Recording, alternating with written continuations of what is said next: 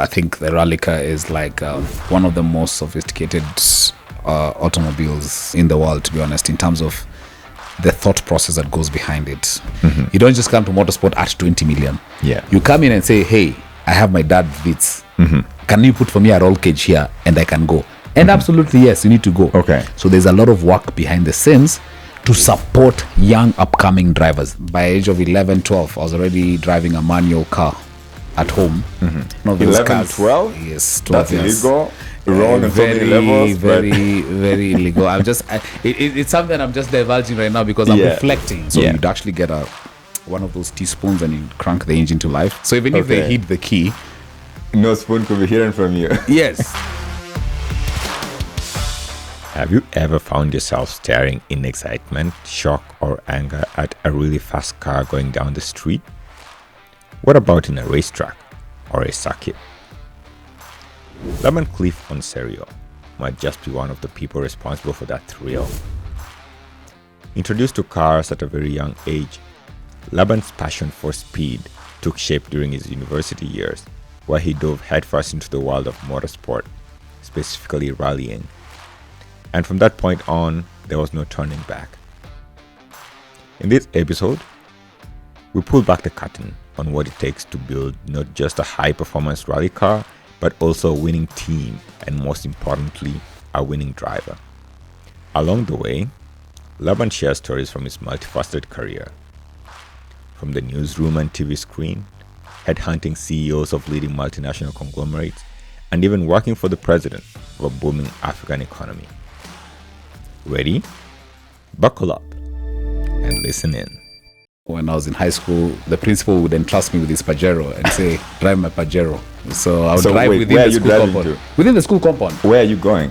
Oh goodness, Nakuru High was a 100-acre property. Okay. Did girls become interested in you because you could show up in the compound with the with the car?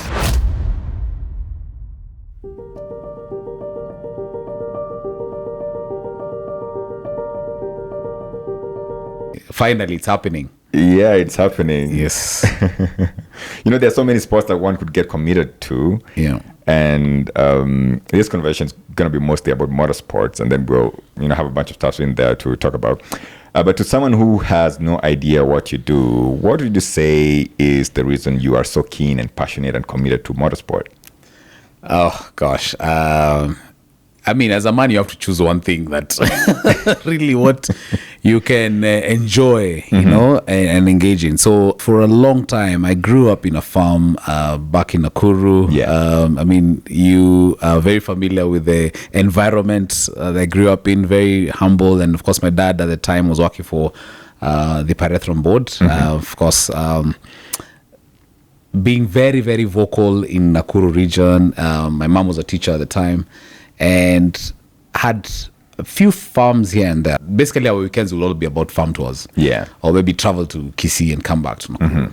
So that from a very young age, that gave me a lot of exposure to, cars, pickups, tractors, farm machinery, and many others. So then I was like, oh, wait a minute, I could start driving these things. Actually, at the age of by age of 11, 12, I was already driving a manual car at home. I was telling somebody yesterday that one of those 11, cars... 12? Yes, 12 That's years. illegal? Wrong on so many levels? Very illegal. It's something I'm just divulging right now because I'm reflecting. I'm at a point where, you think about it. I'm thinking about my book, of writing a book. So I'm like, you know what? Some of these things I just have to divulge. I'm like, yes, I used to drive, but in my dad's compound. To be honest, I didn't do it outside. And at the time when I did it was in a very controlled environment. So you'd actually get one of those teaspoons and you crank the engine to life. That's how it came to, So I did not need a key. So even if they hid the key, no spoon could be hidden from you. Yes, I would literally just take a teaspoon and and of course my brother Teddy can prove that. We did a lot of mischievous things. But anyway, of course, as with parents, go to school, forget about cars, Yeah. But right now I look at it, I'm like, Mom, Dad, if this thing, if I concentrate a bit on this thing, maybe I would be rallying in. The car rally will be calling here. So, but anyway, here we are. Funny enough, from that young age, even when I was in high school, I would still drive here and there, just short distances. I would clean my parents' cars. So I'd move the car maybe closer to the top, clean, just those sort of movements, it really helped. When I was in primary, I would drive when they came for visiting day. Yeah. You know, when I was in high school, the principal would entrust me with his Pajero and say, you know, this man looks to be more responsible. Yeah. Please drive my Pajero. So I would So drive wait, within where the are you school driving compound. to? Within the school compound. Where are you going? Oh goodness, Nakuru High was 100-acre property. Okay, so you're just driving around. From the boys' school to the girls' school is like another 2 kilometers. Yeah. Or did girls become interested in you because you could show up in the compound with the with the car? Well, I don't know those who. It's funny enough. Those I was interested in were not interested in me. Okay. Those who I was not interested in Probably were interested in you because you're driving. It's funny Come on. anyway, Yeah. but here we are. So good experience. Nakuru High was at the time we were still working on the split between the girls' school and the boys' school, and Principal Kiri was like a very good friend. I think more than just a leader, because we were among the first student leaders when under his tenure. Yeah. There. So it's just about the trust. For me, it was not even about driving the cars. It was just about that he could actually entrust me. Yeah. And say, you know what, you are somebody I've identified as, somebody I can trust with my car keys of my Pajero. Something I'm not too sure I could give to my sons at the moment. So I'm happy we're still friends to date. Yeah. With the principal. Yeah. I mean, he went on to become the ministerial, they call it in the counties, CECs. Okay. At the Kericho County. Okay. So anytime I'm, like going to Kisii, stop in Kericho, say hello. Yeah. He's attended my, wedding, every function I have in Nakuru, we call him. So yeah, that was high school. And in campus, I was in Strathmore. Every time after Strath, evening class ends at 5 p.m. I take the upper hill route at the back of Strathmore's in Madaraka. But it's still in Madaraka. Take the upper hill route, go all the way to Azar Anwar's workshop, which is just behind Nairobi Hospital. Yeah. And then I'd sit there and be a volunteer mechanic. Okay. So just sitting there and looking at, the nuts and bolts. Yeah, and that helped tools. actually. Yeah. And I'm like, okay, wait a minute. Helped me stay away from trouble. Helped me get used to what trouble would you get into if you're in Strathmore? Peer pressure. I think Strath had a lot of peer pressure, to be honest. Look here, I'm coming from Nax. I don't have a car. I'm used to driving, right? I'm just around. I'm staying in an SQ just next to Strath, so I can be very close to, uni, and I can, wake up early, get to class, stay up late, the library. Pocket money was an issue. Yeah. As in, and your mom, thank you so much for the pocket money. But you see, now mom was reasoning in Nakuru rates. Yeah. There's always the Nairobi rates.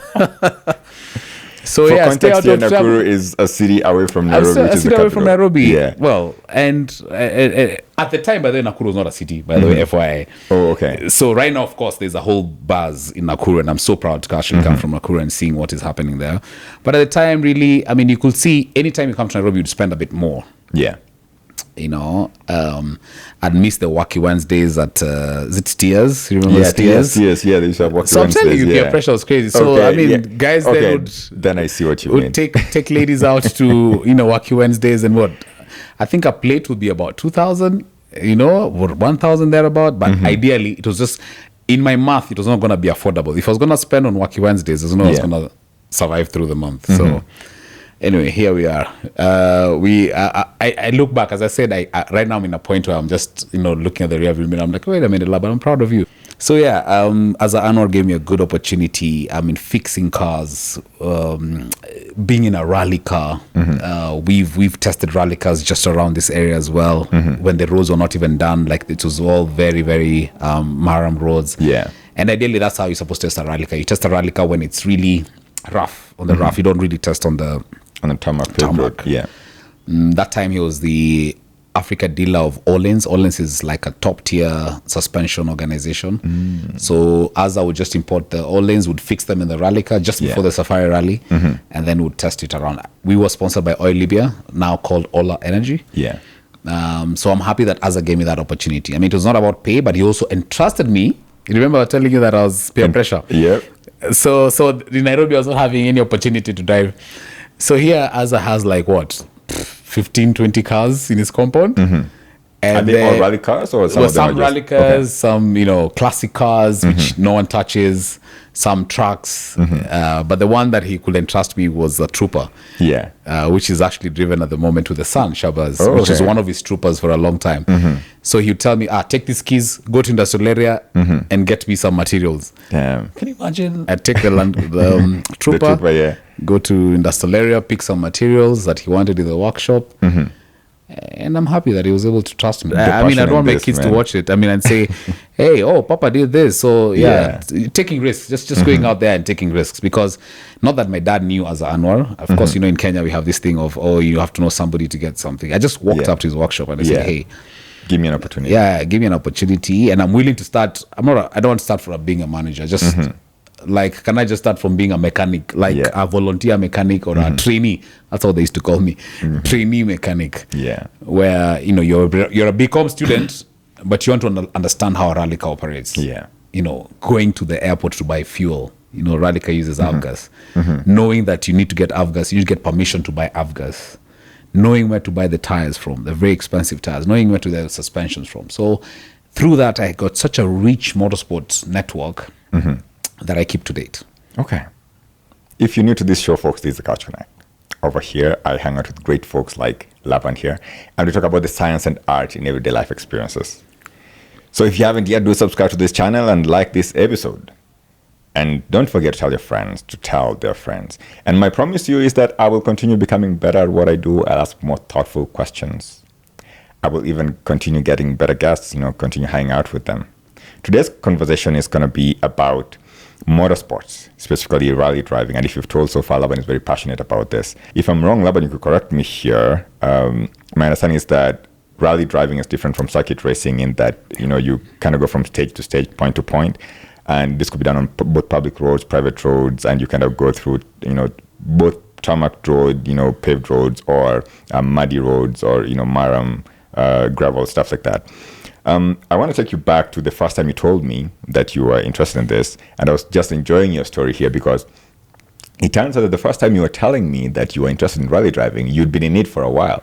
So there's this day we were hanging out at one of your family properties, and we were doing some gardening work, and then he just mentioned to me casually, you know what? I want to get into a professional sport. And the professional sport that I've chosen is rally driving. In my wildest dream, I was like, what is this guy talking about, man? Who thinks about going into... I got my career going, and this will go this way. Now I need to get into something that will, keep me grounded. Yeah. And I love the stories that, you've just told me now, because it seems like at this point you'd already thought it out, and, even going to Azar and asking for, an opportunity to work in his workshop. Yep. But tell me about rally cars. What are they all about? How are they made? How are they created? You've talked about the fact that they use avgas. I didn't know that they used avgas. I thought that they used high octane rated gasoline or something like that. But so tell me about what goes into a rally car. Wow. First of all, I think the rally car is like one of the most sophisticated automobiles we have in the world, to be honest, in terms of the thought process that goes behind it. You think about it, you have a car that has a roll cage inside, that has a high-powered engine, that has shock absorbers that will have, with canisters, like really high level. You have a car that is, well insulated. Fireproof suits. When you're inside there, you have to have fireproof suits, fireproof innerwear, shoes. So at the time you approaching a rally car, you go in with a lot of respect, and I'll actually say a lot of reverence in terms of like making sure that don't touch things, don't touch buttons that don't know work. It's like going into an aircraft or cockpit, I'll say. Yeah, I think that's what you guys call it. Yeah, it's actually the cockpit of the rally car. Just don't touch buttons. Just make sure you go in, you sit, belt up. Yeah. Make sure your belt is secure. Make sure you have a very good view of the front. So all that takes a lot of discipline. And it is because of the work that goes into preparing these cars. Yeah. That is so much that you really have to make sure that you actually don't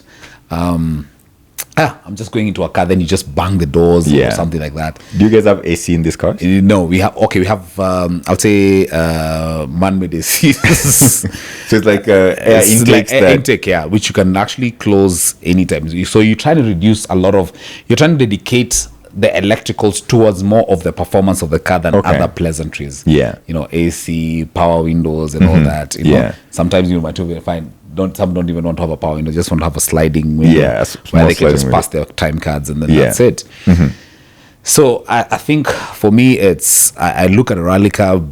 I was just gonna look at the figures right now. Top of mind be what 20 million, like the cars that I'm seeing right now in WRC. Damn. Top of mind, I mean 20 million. You ask yourself, would you rather get an apartment or would you rather get a rally car? So it's a very expensive sport. It seems like it's a very expensive sport. Absolutely. The seats in the rally car, are they the bucket seats, are they like specialized bucket seats? Yeah, bucket seats where you can actually just sort of sink inside, you know, so that you have that sort of a protection, and also the bucket sort of covers you in a way, so that God forbid in case of a roll, you're well protected inside the bucket seat.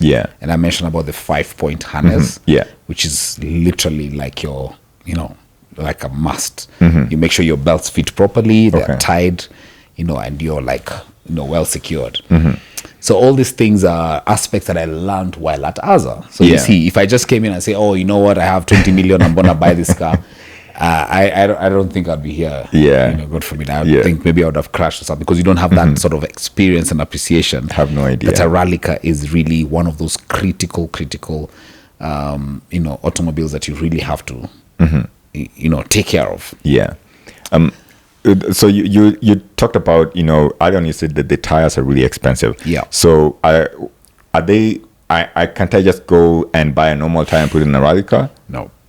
You have to get a high compound. We call them high compound tires. Okay. Right now, as you saw with the WRC, there's a lot of Hankook tires. So they got the international tender to kind of provide tires to all the teams, where you make sure that all teams have the standardized tires. They have the standardized tire. That so that there's no unfair competition. So is Hankook a better option than Pirelli? The jury is still out there. Depends on the terrain. Like for us in the Safari, I think because we're not really under the WRC, we're under the Kenya National Rally Championship. We had an option to use the Pirelli. We had Scorpion and stuff. Some of the brands of the tires, and we found them to be really strong. But some tires also kind of could not withstand the heat, and the temperatures and the tough road conditions down in Naivasha, our home county. So I'm happy that the world's greatest rally is just a few kilometers from home. So anytime I drive home and I see Naivasha, I'm always just reminded about there's just a lot of potential over here.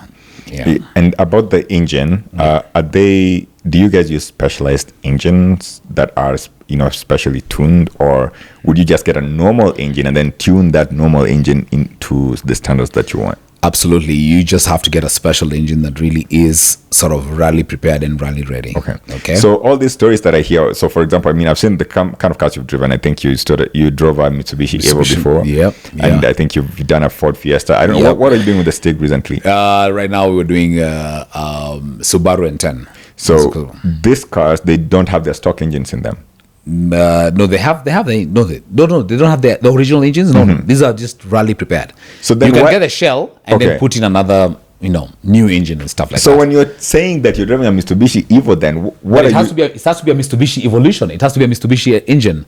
You cannot put a Subaru engine in a Mitsubishi shell. I see. Okay, so it's gonna be a Mitsubishi Evolution engine. Yes. That is modified into what you want. Okay, I see. Because I was wondering, if you're getting a specialized engine, then why don't you just make your own cage and put an engine in it? Let me put a caveat to that. I mean, of course, when I say brand new 20 million and everything, I might be quite scaring people out there and say, oh, wait a minute, this rally is too expensive. No. Azar's policy, and many others as well in the motorsport fraternity, are trying to get as many young people into the sport. And to make sure that we lower the entry point into motorsport. You don't just come to motorsport at 20 million. You come in and say, hey, I have my dad's Vitz. Can you put for me a roll cage here and I can go?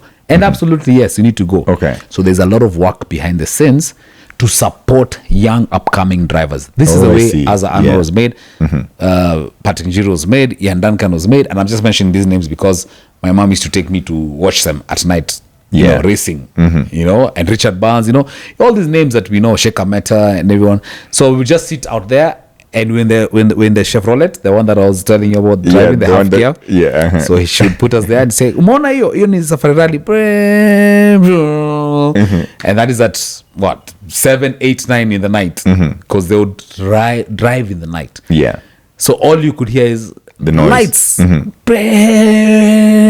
Then as soon as you come to you know. Yeah.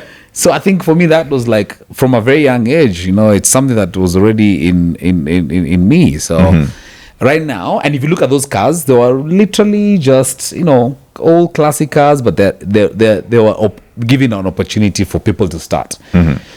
So right now, of course, you have the Ford Fiestas, you have the name it. I mean, you have R3s, the R4s, you have big machines, Skodas. But we're trying to encourage more young people to come into the sport. So I can just show up with my Premier or my Camry and be like, hey, you know, Azar will be very happy because get a roll cage on this. People. Yeah. Yes. And get a roll cage as long as you make it very secure and make it very safe. And then you do what? Rally. You just give it like what? 200 kilometers? Well, maybe distributed like 50 kilometers. Okay. Then you can rally. So take me back to the very first time that you sit inside the cockpit of a car. Yeah. On a track or on a race stage, whatever. So how does that feel emotionally? How does that feel? Were you surprised? Anything that surprised you at this point? I want to understand the emotion that is going through your body at this point. Wow. It was a very, very long night. I was helping Azar prepare for the Safari Rally. So he took me to his home, and then he would entrust me with his truck, and he would entrust me with his tools, and he'd tell me, clean these tools, put them in the car. And that is how I started. Yeah. So like preparing the, you know, like packaging stuff, spare parts too, for the service truck. Yeah. Then he was like, there's shocks coming tonight. So we need to fit the shocks tonight, and then we go testing them. Are we ready? So we go, and I mean, shout out to Madame Tabassum. She should really like take care of us. Nice meals, like, you know, have a hot meal, rice, and, you know, some like a really, really well taken care of home. Like she would literally go out her way to cook for us. So that means I didn't have to go to my SQ, right? I would eat at Azar's. But here's the thing. Yeah. We'd walk from 7, 8, 9, 10, 11, 12, 1 a.m., 2 a.m., 3 a.m., 4 a.m.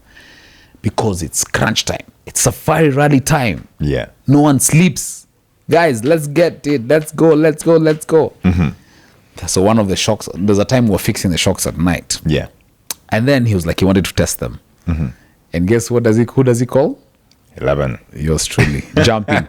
What? Me? At 4, 5 a.m. in the morning? Are you sure? Absolutely. Jump into it. Remember, I have not slept the whole night because we're preparing the car. But look, here are the rewards. Because you've not slept, somebody's about to show up for you. Yeah. We sit there and they were like, okay, cool. What do we do? Let's do this. Yeah. So I strap in and told them, carry your torch tools and everything. Are you ready? Let's go. Yeah. It was the best experience ever. Because remember, I was in a rally car that had new shocks. You know, this is something that I've just been washing and cleaning. Because they can only give me manual jobs because I am not a trained high-level rally mechanic. Remember all these things, everything in the rally car, you have to be spick and span. If a bolt is broken, throw it away. Get a new bolt. If you see a hairline crack somewhere, get it out. Get something, get a new spare part. Yeah. If it's the body that has cracked, get a MIG weld, not the normal, get a MIG welding. Really nice MIG welding. You know, make sure it's all sandpaper spray, clean, fresh paint. Yeah. So you take very good care of it. So here I am now. I'm sitting as a co-driver. Well, I'm not reading notes, but I'm. Then Azar goes, I remember, I think the first route we tried was what, Kilimani, Nairobi area, the suburbs. Went to the suburbs. So anytime you go to a jump, what do you do in your normal car? When you get it, sorry, I call it a bump. Slow down. A bump, not a jump. Look, I called it a jump. In rallying, we're calling it a jump. But you do what in a bump? You slow down. Of course, you have your Mercedes, you have your BMW, you shift down. Yeah, slow down nicely, go over the bump, and then start accelerating. Now here, the idea is to go over the bumps. Yeah. So that you can tell how how the car sits. Yeah. And how it bounces. Oh, God gracious. That was just the best. So literally you'd see a bump and it would be like foot down. Yeah. So you go and then the car flies, boom. And then you go, another bump, fly. And then Aren't you scared at all? oh, okay, it's fun. Okay. No, you're like, wait a minute, this is what it feels like. Yeah. But remember, the idea is not, you're not breaking the car. You're just trying to see, will this car withstand, a bigger bump or a rougher bump when it goes into Naivasha, into Sambu, or in, Maleo. We just did a recce, just the rally. I was in the WRC just the past a few days. And I mean, we went into Camp Moran, one of the most difficult. I don't know why you're saying this so, casually. Can you put in the that you're actually in the WRC, right? Yes, just a couple of weeks ago. Championship. Yeah. Oh my goodness. One of the best experiences. But anyway, I'm trying to now I'm reflecting how it is, how it was on the first time I was actually in a rock co-driver seat. And when I came back to the workshop, of course, we tested it. And here's the best thing. Take a guess. He let you drive it in or something? I wish. It's very hard. It's very hard. It's very hard for somebody to give you the rally car. But still, he dropped me to my to your home. Yeah. In Strathmore in a rally car. So imagine the accolades. Yeah. We were coming from Madaraka. If you know where Strathmore is, I know where just Strathmore at the junction, they're like about 5 bumps before you get to Strathmore. You're flying over all those bumps. Oh my goodness. So we were coming really fast. Oh, first bump. Wow, first, second. At this time, we're at the junction of Madaraka. Remember, Strath is on the corner on that side. Yeah. Kumbe, the security guards had already started alerting each other. There's something happening somewhere here. What's not happening? Yeah. So they were like, there's a loud noise from somewhere. A rally car is very loud. I mean, you have just a straight exhaust pipe with no silencer. So, of course, you can tell. And it's actually a safety measure. The public should know that this is a rally car coming. Like, you shouldn't be able to, so that you also take precaution. Yeah, move away or something like that. Then as soon as we got to the gate, he did a handbrake turn. So the car literally spun and there was like a whole 180-degree turn. Damn. Very early in the morning. I'm like, oh my goodness. So the cops were there. The guards and they were like, hey, who's this guy? It's Laban. So then, we didn't know you're doing this thing. So of course, from then on, I kept on explaining to them that this is, but it was just nice to see their reaction. Yeah. When somebody, I think Kenya and the world, people love adrenaline. It's I don't think anyone would have an issue with race cars and rallying. People just they want to touch the rally car. They come so close and like, oh, what is happening inside there? There's that appreciation that indeed this is just a good product or a good machine, if I would say. Yeah. More than just when you're driving your Mercedes. I have an issue with Mercedes. I have no issue with Mercedes, but maybe I should use another brand. It's a different thing. Yes, you might have that. It's more of a luxury car. But now the rally car, there's some sort of an appreciation. They're like, oh, when my you're goodness. seated in it, yes, or even when you're touching it, yes. But is there any special license that you need to drive a rally car? Oh yeah. We are not accredited, but we were licensed by the Fédération Internationale Automobile. That's called the FIA. Okay. So the FIA is the one that gives you the license to rally, and you can rally anywhere. Like for WRC, if you want to get your license, then you can rally anywhere. Okay. So do you go for like a drive test or something like that? Or is there a written test, drive test? No. You first the pass there is you have to get your medicals right and everything, your eyesight, how far can you see, and all that, and then make sure that you can have your normal driving license, and then you use it, and they sort of endorse that. Okay. That if you can drive in your normal car, they just get you. But I mean, if you've been driving all these years, there's nothing that will stop you from getting it. To be honest, yeah. something that's very interesting about you is that you've been able to repackage yourself in so many ways. I mean, from what I'm hearing, I mean, from when you sat in different places that you've been, I think that you have this great ability to repackage yourself. You are a rally driver, yes, but I also know that you've been a news anchor. Yes. I know you've been some time in the newsroom. You've been in the office of the president. You've been a chief of staff. So, is it possible for you to take me, really quickly, the very first day experiences? When you're in the newsroom, the first time you're in the newsroom. Yes. The first time you're in the office of the president, the first time you're chief of staff. Look at me noting down because it's such a long story. Anyway, it's okay. Take your time and note down, and then you can. No worries. I'm just trying to because some of these things. I mean, and I really have got to thank for my career because I get to a verge of giving up. I'm like, okay, so what's the next big thing for Laban-Cliff? Sorry, I have a meeting with myself. As you can tell, sort of reflecting, and maybe that's a book that I'll write when I turn 40. Just trying to think. I'm like, okay, so what have I been able to achieve? So this one has worked. This one has not worked. How can I change this? Okay, there's family now. You remember that game we used to play? Was it called Bricks? What is that game? The brick game? The brick game, yeah. I think the actual name for it is Tetris. Tetris. Yeah, it's the actual name for the game. I need to get that game for my kids because, we used to do it quite a lot. Yeah. And I think I've seen those toys somewhere, so I need to get that. I actually have one in my old age. Yeah, I during COVID, I really got into it. I played the Tetris and the brick game so much. Yeah, and then you game over when you have the full stack done. Anyway, so you asked me about the first experience. So the first experience in a newsroom. Wow. First, even how did I get into a newsroom? Goodness gracious, it's just so funny. Strathmore was BCom. I got my job at General Electric. I knew I was going to sit in and help America's largest infrastructure set up shop in Africa. I could not ask for a better job. From being in a pocket money of 2,000, 3,000 shillings a month, and then jumping all the way up to say 120, 150 a month, paid by GE. That was just amazing because now you're getting into a management trainee job. So it gave me that exposure, it gave me that opportunity to just be around the senior leadership. So first experience at GE was amazing. I worked with the CEO and the CFO and the chief HR when they're setting up shop. They were rolling out the plan for launching across Africa.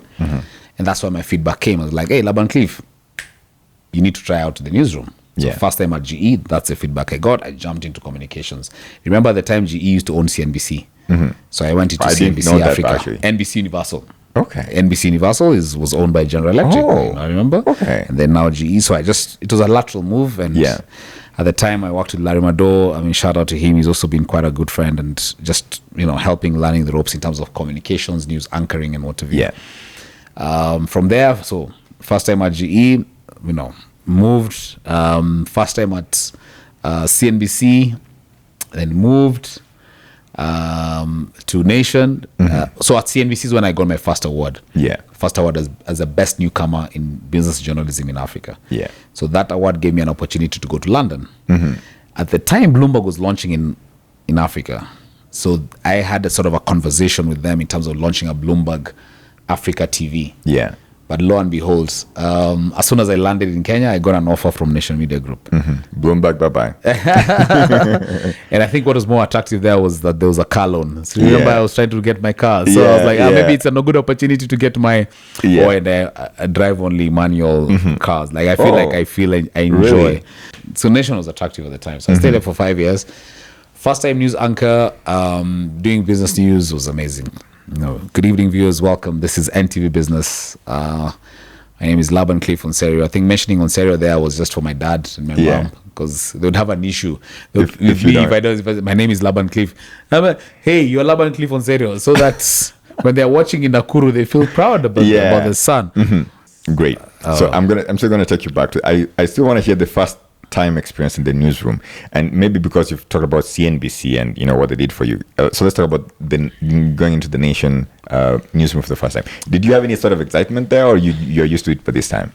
At this time I'm like already somewhere. Okay. Maybe the shocker for me was the CNBC one. Okay, so let's talk about that. Because CNBC, remember, even doing a piece to camera, and I remember this to this day vividly, it was actually Larry who was helping me. He was like, hey, you don't do it like this.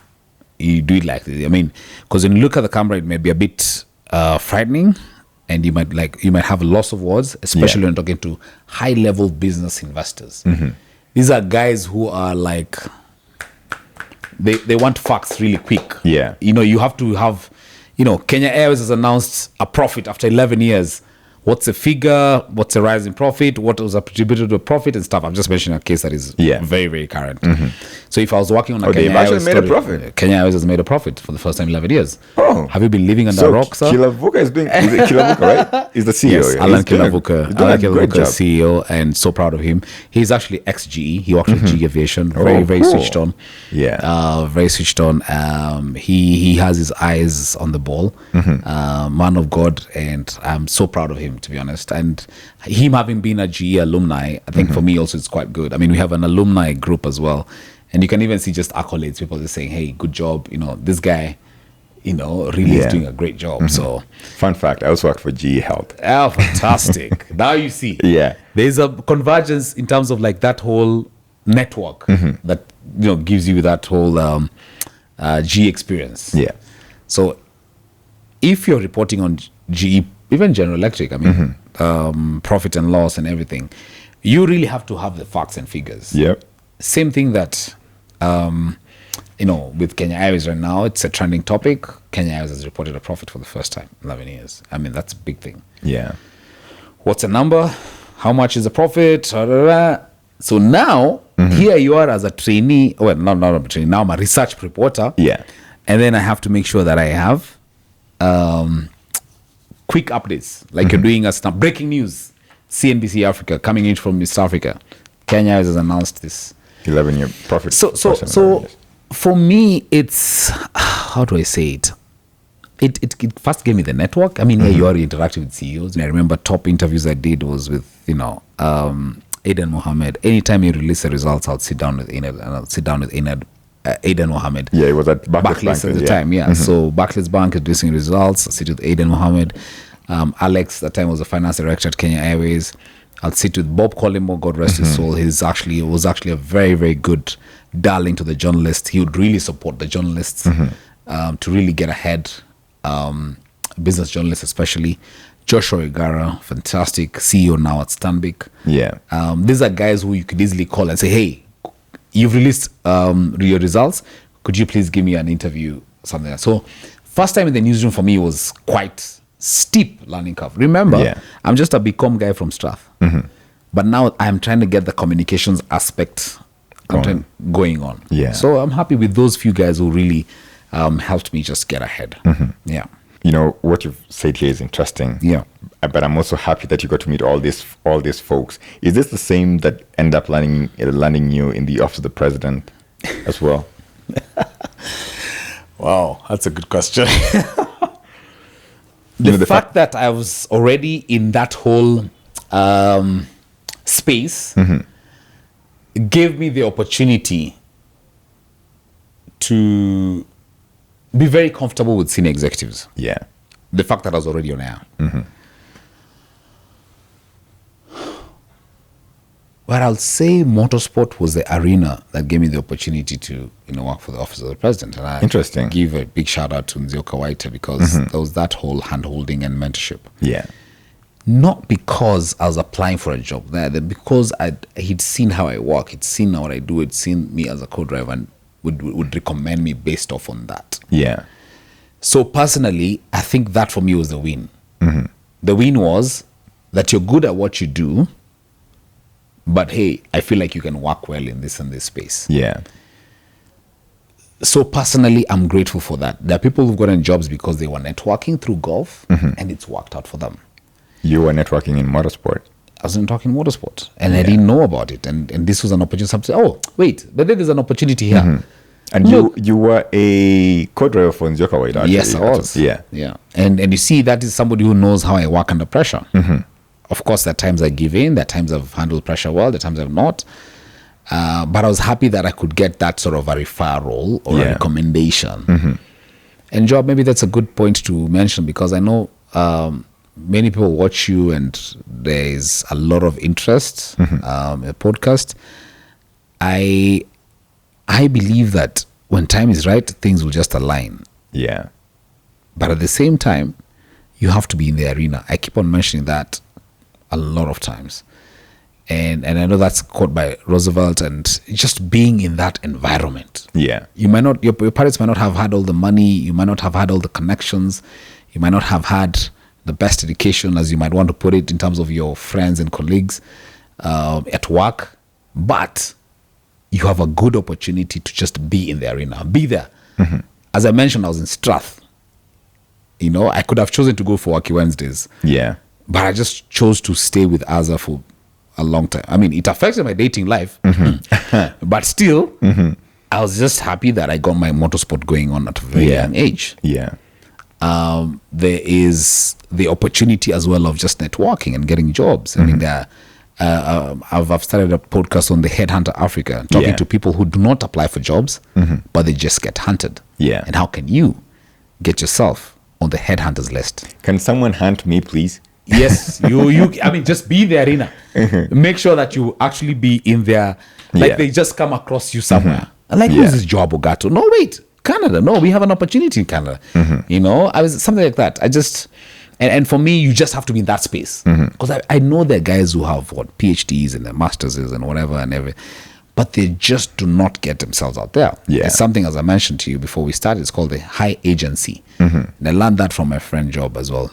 Namesake, Joab. He says, you just have to push yourself. Yeah. So there's that whole being in the arena, which is sort of the environment, the space. But there's that agency. So you taking yourself there is the agency. High agency, like making sure that you can actually be in those environments. Yeah, you can be seen. Also in those space, being in the arena, high agency, they're also, I don't want to call them sponsors, but they're also those people who I can say shoulders of giants. Yeah. In this case, the giants would be the people who were propelling you or lifting you up. Shoulders of giants. Yeah. Yeah. Who are those shoulders on? I mentioned Larry, I mentioned Zioka. People who are like, they don't mind you. Yeah. You go. You might even have a better view. Just sit on my shoulder. My worry is that right now there are not too many shoulders of giants. People are like, you do your thing.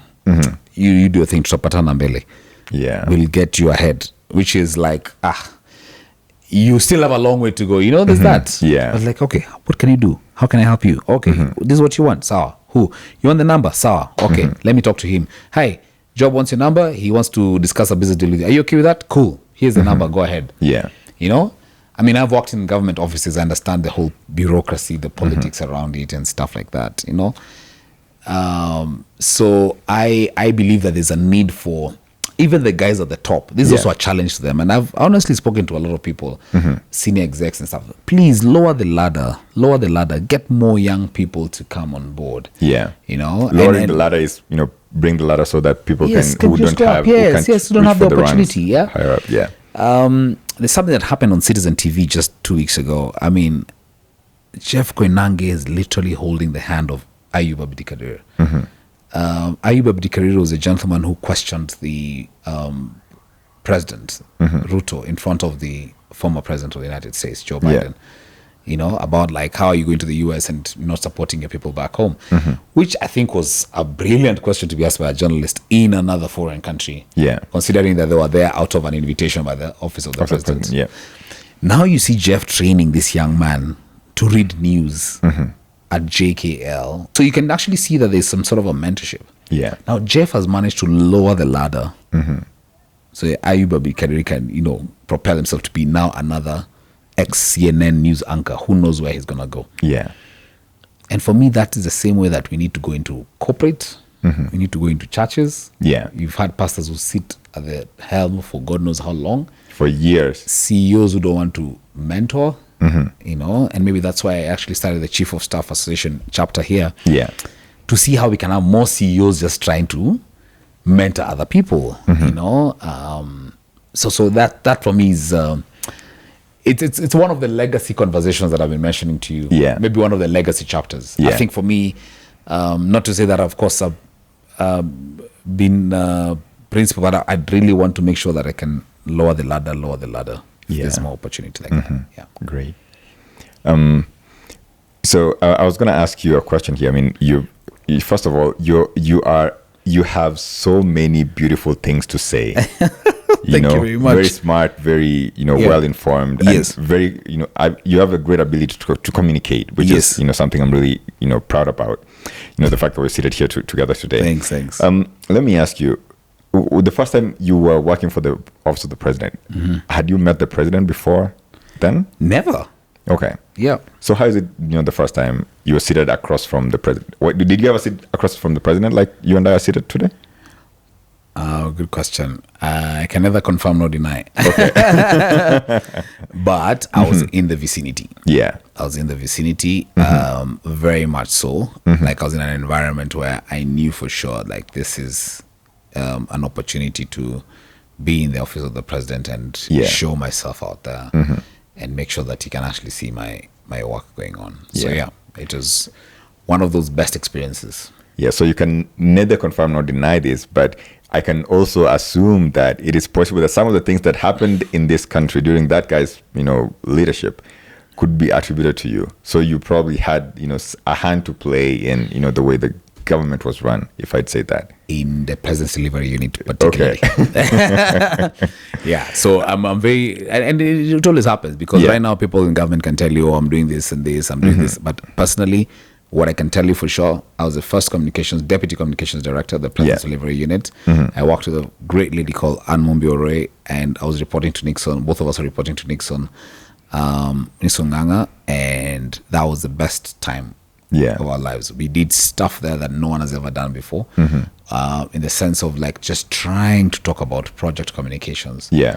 And there's too much politics going around.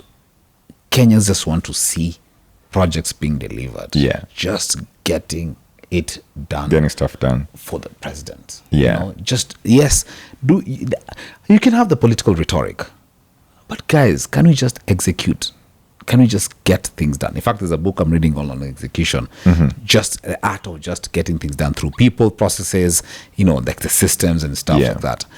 So I think for me, it's, reflecting, I'm like, thank God I actually did it, because looking back, no regrets. Yeah. You tell people Expresso will be started at this point, it will be end at this point, and will take this sort of amount. So that people already are aware, like this is sort of the budget allocations that we're going to have with the Expressway and stuff like that. So good times. Yeah, good true. Times. Great. I'm happy that you had that opportunity, to be at that level of government, So you have taken classes in Advanced Crisis Management Studies at the National Defense College of Kenya, right? Oh, my goodness. First of all, what is this crisis management? Is it like you can manage any crisis? Is it like an exposure to manage any crisis at all? Job, are we ready for the next pandemic? That's a good question. We just spoke about COVID before we started, and how it affected you and like the whole processes and stuff like that. Personally, I don't think we are ready, especially many countries, many governments, many companies are not ready. And one of the things that I actually do for my students is, as an assignment they're going to be delivering, I think maybe they submitted a few days ago, was I wanted them to simulate a pandemic, a crisis, and then they needed to navigate the organizations through that crisis.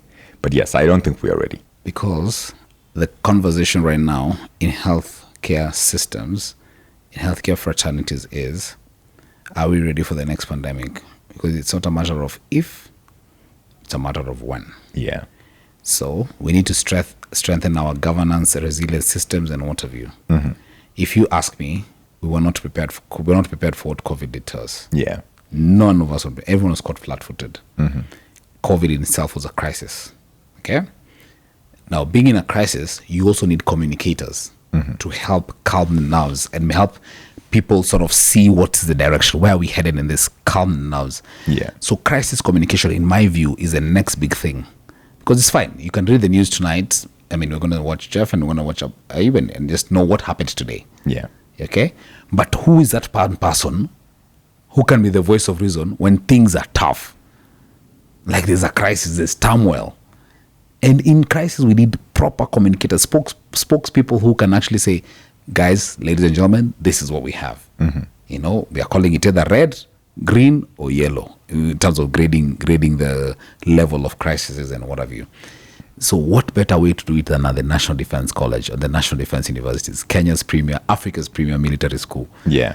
So it's an absolute pleasure just sharing a class with military majors. You have majors, you have lieutenants, you have different ranks of people. Yeah. And just understanding how the military works. It's something that I need to pick up, like, you know, a bit more, you know, discipline, a bit more straightforwardness and stuff.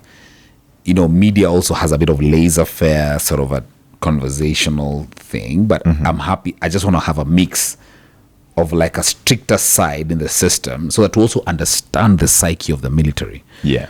In just getting things done. Remember I spoke about execution? Yeah. Getting things done for the president and all. So what better way to do it than the National Defense College? So personally, that's why I'm there. I'm actually there to just pick up the aspect on crisis communications. Yeah. There's somebody else there who's picking up the crisis on crisis response, building resilient systems, which is one of the things.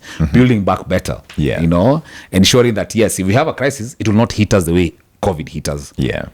Look, I'm not talking about a Kenya issue. I'm talking about a worldwide issue. Yeah. Something so critical and central in boardrooms, in governments, in state houses, where even the president right now is thinking, okay, are we prepared? God forbid, in case of an attack, are we prepared? You know, we might have, you know, because it's a security concern. Like, is there anything that I can do now to make sure that, you know, Kenya does not suffer from any, even chemical attacks? We're actually researching in class about chemical weapons. Yeah. You know, things that you cannot expect. You know, people go into the lab and create something that, you know, will just wipe out a generation. Yeah. That's a crisis. So it's, for me, it's a new thing. I mean, of course, everyone right now is talking about AI and everything, and I'm happy about it. There's a way you can calculate AI into crisis comms, especially looking at the geospatial, you know, trends and seeing how climate change is going and all that, and really what are some of the areas that will be affected by climate change. But really big stuff. And I'm so happy that my year started. I'm now in my second semester. One more semester, I'll be done. Yeah. Takes a toll. I mean, it's my second master's. You know, everyone wants to do an MBA and finish. So I thought I've done an MBA, I've finished. Maybe I should do my doctorate.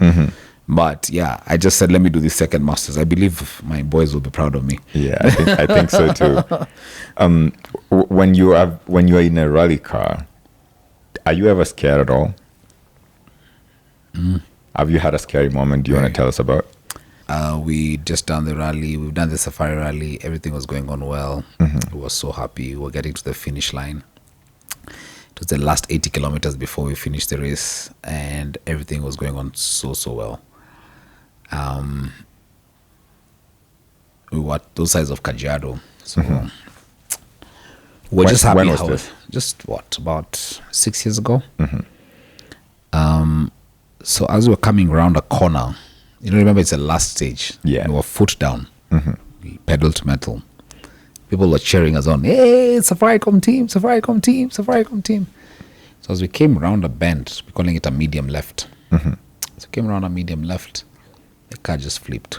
Pop, pop, pop, pop, pop, pop. All the shocks were gone, everything. The car just looked such a mess. The windshield, the back, like... We were literally going for the finish. We were finishing the rally. Okay. And I was like, how did this happen? You know, we just rolled, you know. So I like the grace with which you're saying this, man. You're just saying it, you know, we're just rolled. And we just rolled.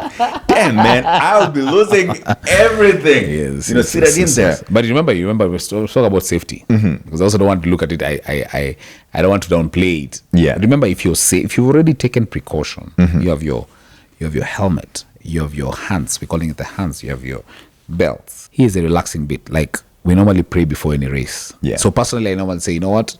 All on God. I might go, rally, God forbid get an injury.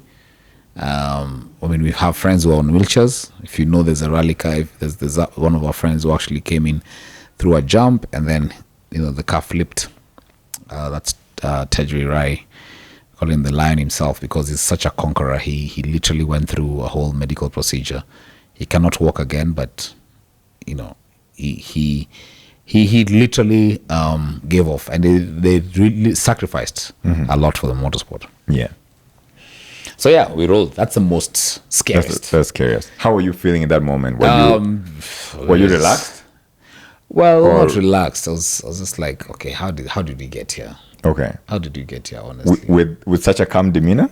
How did you get here? Yes. No, I mean, you just, first of all, you ask, are you okay? Are you okay? Are you good? You good? You're fine? Okay. Cool. In that moment that the car is rolling.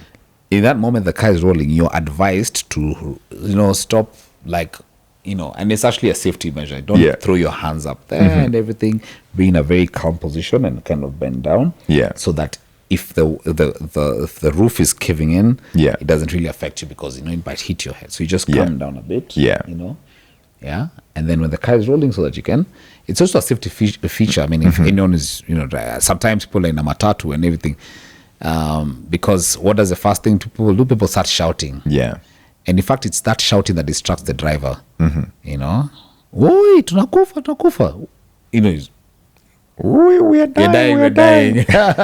You just start shouting. Yeah, in fact, there's a way even, and I don't know why. Maybe I should actually become a safety champion in a way, because at times I've seen in a movie when you're driving, and then maybe your co-driver, of course, for me, my wife, like if we're there with the kids at the back, and then there's an exclamation, there's a kind of a tense moment, and then you end up holding the driver's hand. You might end up swerving. Yeah, the steering wheel. Especially when you feel like, okay, I'm actually on the road. But then now when you shout and you touch the driver's hand, you tense the driver. Yeah. And the chances of losing control are a bit high. Even when you see you're going to hit that tree. Yeah. As a rally co-driver, I just say double caution. I don't say, why? Yeah. It's a double caution. Double caution, tree on left. Notice my double caution, tree on left. It's a double caution. So double caution will be like, oh, there's something happening. Okay. Without touching his hands and you get. But Okay. in a civilian normal car, it'll be like, or in a matatu, public service transport, it'll be like, driver, what are you doing? So even the driver gets. So it's just a driving psychology sort of thing, and it's a safety. Just there has to be a coded language of how you communicate. Yeah. Anyway, sorry, I went into a bit of accidents and stuff, but no worries. I mean, we there's a lot of road carnage, and part of the FIA policies is to reduce road carnage. Yeah. So safety is actually a big thing. You saw what Toyota did the other day during the WRC. They're really trying to ensure that we can have a lot of safety. What did they do? Do you want to say what they did? The Toyota Gazoo racing team, they came in and they went into a school, and they're trying to train children about safety ways, how to cross the road. Yeah. Look right, look left, look right again, cross when the road is clear. Yeah. Something as simple as that. We've had matatus knocking over kids on the road. Yeah. Lights, stop at the lights. Belts, everyone have your belts. Literally. And Toyota Gazoo was quite keen on this, of course, through the Sifao, the local distributor. So it was heartwarming to see that, that people are actually taking a keen interest in safety. So what is the greatest piece of advice that you have received, and who was it from? I've received many advices from many people. I don't want to give a shout out to one and leave another. Like I mentioned about being at the arena, high agency, ensuring you can get out there, and it was through job. And Zioka always told me about waking up early and reading more. We just need to advance, exercise your mind, read more, wake up early, do stuff. Yeah. Of course, the good book has been sort of a good inspiration. I always go with the mantra: stay sharp, stay focused, all on God. It's something I've stay sharp, stay focused, all on God. There are lots of distractions, by the way. Lots of distractions. I mean, you can be flying and there's somebody who's nudging you, or do this. But if you just stay sharp, stay focused, all on God, it's just a way of just trying to reflect and say, okay, this is where I see my direction going. This is where I see my life going. Yeah. And this is what I'd like to do. So personally, I think there's lots. Yeah. I am happy so far with those that I've learned. Those that I've learned myself, yeah, those that I've had to experience myself, And funny enough, it's funny that I feel like I'm experiencing stuff I should have experienced at a very young age. Yeah. But, at 36, I'm still feeling that there's still a lot more I have to do. Yeah. Right now, the inspiration is a lot to do with family. Yeah. I have kids. I have a wife. I'm trying to make sure that, you can give them the best life, right? Not the best life so that they can actually not, experience a true life, but it's just to make sure that even as a dad, you're just there to sort of create a buffer. Yeah. And ensure that they can be good. Yeah. Yeah. When guests sit on that seat, I normally treat them like presidents, kings, and queens. Yes. And so one thing that I do is I've taken on this tradition in the White House that the president will lead. A new president will receive a letter from the president who was there before. And so what I do here, because we ask questions, so we get the guest who was here before ask a question for the next guest. Oh, goodness. Yeah, so the guest who was here most recently asked a question for you. Yes. And the question was, what is your why? I think to leave a legacy. Yeah. And the legacy here is not property. It's not a... accolades, cheers, because I've been there. I've been in the high and low moments. I mean, I've gone through a lot in the recent past, especially when you're a news anchor. Yeah. And there's likes following and all these things. Trolling. Just today we've had a story about the former governor, YT2, being in the industrial area maximum prison. You are a governor one day, and now no one is picking up your calls. No one wants to talk to you. Yeah. So I fully appreciate it and I fully understand that. And I'm happy I know that very early. Because for sure, the government appointments will come. I mentioned about being a spokesperson. I mean, it's something I spoke to the president about, getting into government and becoming a government spokesperson. I'm keen on project communications, right? Yeah. I mentioned now with crisis communications. But now I'm better prepared. I am very, very well aware about what I want. Yeah. My priorities and I think also... you asked me about I mentioned about my family and kids and all, but also personally, what legacy am I leaving? I mentioned about a book, throwing the ladder down. I feel like the book will also help the people who've come in, didn't have privileged backgrounds, but they just tried with what they had. Yeah. They just tried their best. I feel like it's a story I need to tell out there, because even the offices I've been with people because the dad was so-and-so. Yeah. Then they got that opportunity. And Barack Obama mentioned it. I'm sure you've seen that clip trending. Anytime we sit with these guys, you're like, they're not all that. They have so much titles. I don't know if you've seen that. There's so much titles out there and everything. But then when they sit to them, they're like, this guy's not as sharp as I am. Yep. Not to brag. Not because you got an A and they got a B, but to just say that you given the same opportunity, you do a better job. But because they are so-and-so, they actually got it. Yeah. So personally, I think the fire in the belly is really pushing me for that. Yeah. That opportunity of legacy. Just making sure that you can say, hey, wait a minute. There once was a guy here who was full throttle. Yeah. Just applying the same rally skills in my corporate or in my businesses, Pedal to the metal. Pedal to the metal. 100%. Yeah. So that for me is my why. Leaving a legacy and ensuring that, I can come up. And some of these things, Joab, I'm telling you, I wouldn't have done if I was not a dad. Yeah. For some reason, it just, in my daughter's eyes, I see a future. There's just something. You want to give up. You wake up in the morning like, Daddy, how are you? There's just such a beautiful soul out there telling you, hey, push on. You have your kids, you have your wife, and you're like, wait a minute. Let me go. One more try. Yeah. Because I know I have friends who are like, hey, Laban, I'm done. Yeah. This is not happening for me.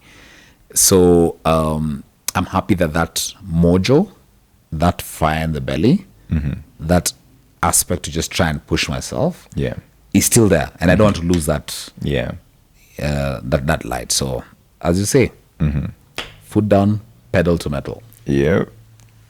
Here's an opportunity for you to ask a guest question. I've shared it.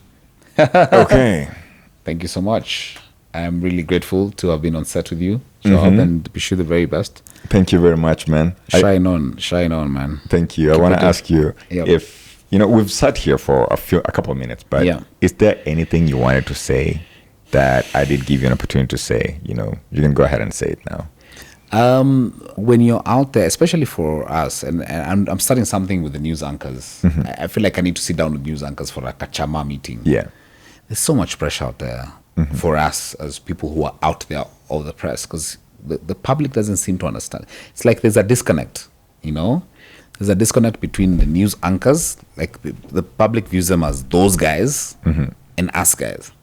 I'm just saying that loosely because that's how I came into sort of the limelight in terms of business journalism. Yeah. So I would speak to first the public and like cut the news anchors, cut the journalists some slack. There's just a lot going on. We've lost Nick Mudimba, CGTN Africa. There's a journalist who passed away at KBC because of depression. There's just a lot of pressure, because of being in front of the camera. Yeah. But at the same time, those people throwing stones, those people who are not cutting slack or not giving a chance to them, are people who are sitting out there. Yeah. So personally, with what I've learned, because I've been quiet, I've been sort of in the behind the scenes. Remember, I was 3 years in State House and then now Standard Group as well for about 2 years. Yeah. So, 5 years, really a lot behind the scenes. Yeah. There is just a lot I've learned in terms of deep reflections, mental health, understanding what I need to do right, friendships, knowing that this person will show up for you and this person will not show up for you. Yeah. So for me, it's anyone right. And I know right now because of, with where we are headed with social media, there's all this celeb life, I really hope that people can take time to just pause, reflect away from the gadgets and then think through yourself, think through your life. How do you see yourself? Are you happy where you're at? Can you make the life better for yourself? Because I feel like the concentration now is just too much more on like online, TV, radio. I'm just talking about people out there. Yeah. And now maybe news anchors will just be loosely, but I mean, if you're out there, you're a digital influencer, you're still a top person. Yeah. So I feel like the story right now, and the richest story, is those people who are behind the scenes and what they actually do away from the limelight. Yeah. How do you actually do, and who are you away from the limelight? I know it's advice that anyone out there would actually use, especially if you're in our business. Yeah. And then now when you show up in the limelight, you actually show up and show out. Yeah. You don't just show up because job called me. No. You come in and you actually make sure that you can inspire the next generation, you can lower the ladder. Yeah. But if you feel like there's a bit of a pause, a bit of a reflection, for me, that's what rally does. I've been in the bush for the last 7 days for the WRC Safari Rally, just away from the phone, just doing my thing. Yeah. Which is rallying, just doing my thing. So I come back to Nairobi so refreshed, so rejuvenated. All I had to do was just go for a haircut. And I'm like, okay, I feel like now I'm back. Yeah. I should mention about golf. Golf is also helping. I hope there are good golf courses in Canada. There are. So it's something I could... You're welcome to come and get into. It's so it kind of balances because golf is more relaxed. Rallying is very intense. Yeah. So golf so you get to meet Joab, you get to do, what do you do? I like the opportunity to network. As you can tell, I'm very outgoing and I like that. But I also like to experience somebody away from the titles, away from the, what they do. I mean, being at the golf course, perhaps they have a presidential title or they have a CEO title. Yeah. But who are you behind that being a CEO? In fact, for me, that would be the most attractive thing to make sure that I can actually work with you. Yeah. So that for me is so look out for the Headhunter, the Headhunter Africa podcast. Yep. We'll remember this day. We'll say, you know what, Joab gave us the first opportunity. Yeah. Because I want to talk more to the corporate leaders. I see that disconnect a lot in the corporate leaders. Yeah. People hiding behind titles. Then they're just not themselves behind the scenes because of so much work pressure. Yeah. Yeah. Yeah, man. I'm looking forward to the Headhunter podcast. Thank you. Coming out soon to wherever you get your podcast around you. If you made it this far, I think it's because you like this episode. I'm going to challenge you to subscribe to this channel and like this episode. And remember to tell your friends to tell their friends.